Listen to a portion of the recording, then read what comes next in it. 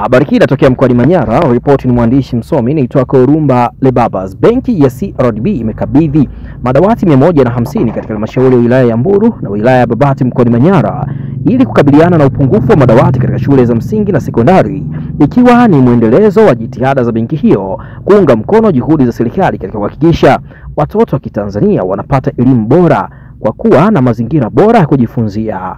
Hayo yameelezwa na meneja wa CRDB Kanda Kaskazini, Cosmas Sadat. Alieleza kwamba benki hiyo itaendelea kushirikiana na serikali ili kuboresha mazingira kujifunzia kupitia mradi wake wa Keti na Jifunze unaotekelezwa na benki hiyo. Mheshimiwa mgeni rasmi, benki ya CRDB inatambua upungufu wa miundombinu pamoja na vifaa mbalimbali katika kuwezesha watoto wetu kujisomea katika mazingira mazuri, kwani takwimu zinaonyesha nchi nzima ina mapungufu ya madawati yasiyopungua 300,000. Benki yenu ya CRDB kwa kuliona hili imekuja na kampeni mahususi inayoitwa Keti Jifunze. Inaitwa nini? Keti Jifunze. Kampeni hii inafanyika nchi nzima, mikoa yote ya Tanzania. Kampeni hii inaendeshwa na benki ya CRDB kuhakikisha kwamba kwa kushirikiana na serikali pamoja na wadau mbalimbali kuhakikisha kwamba watoto wetu wanapata elimu katika mazingira yaliyo bora zaidi, kwa kuweza kutoa vifaa mbalimbali vya elimu ikiwemo madawati ambayo leo mnayaona hapa mbele yenu. Mheshimiwa mgeni rasmi, leo tuko hapa kugawa madawati kwa wanafunzi wetu, walau kupunguza sehemu ya hiyo mapungufu yaliyopo, ambao ni ahadi yetu kuwa tutaendelea kushirikiana na nyie katika awamu zijazo za programu hii za Keti na Jifunze. Kwa hiyo kuwepo kwetu leo hapa ni mwanzo tu, haina maana kwamba ndio tutaondoka tena. Tutarudi tena mpaka mtufukuze, mtuambie sasa madawati yanatosha.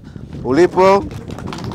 Naye mkuu wa wilaya ya Mbulu Michael Semindu amepongeza benki hiyo kwa kuunga mkono jitihada za serikali.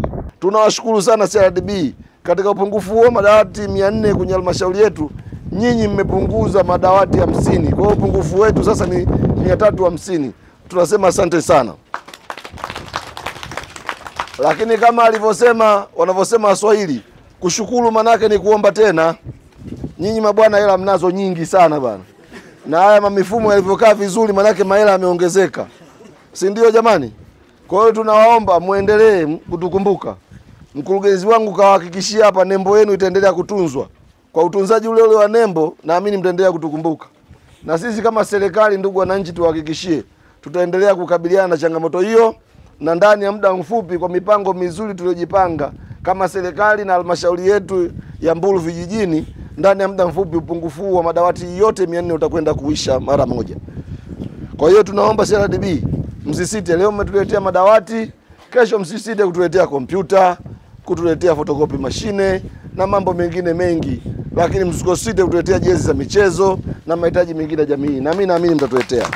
Kwa upande wake, mkurugenzi wa halmashauri ya wilaya ya Mbulu Abubakari Kauli amesema kwamba wilaya hiyo ina jumla ya shule 101 zikiwa na upungufu wa madawati unaotofautiana kulingana na idadi ya wanafunzi, na wanaendelea kufanya jitihada za kumaliza hali hiyo. Kwa shule hii ya msingi ya Mahinge, mpaka leo asubuhi mpaka hivi tunavyoendelea, kwa sababu bado hatujakabidhiwa madawati, tuna upungufu wa madawati 94. Tukikabidhiwa upungufu utapungua, utakwenda mpaka 44. Lakini kwa halmashauri yetu ya wilaya ya Mbulu upungufu wa madawati ni takriban madawati 400 katika shule zetu zote tulizonazo 101. Kuna upungufu wa takriban madawati 400.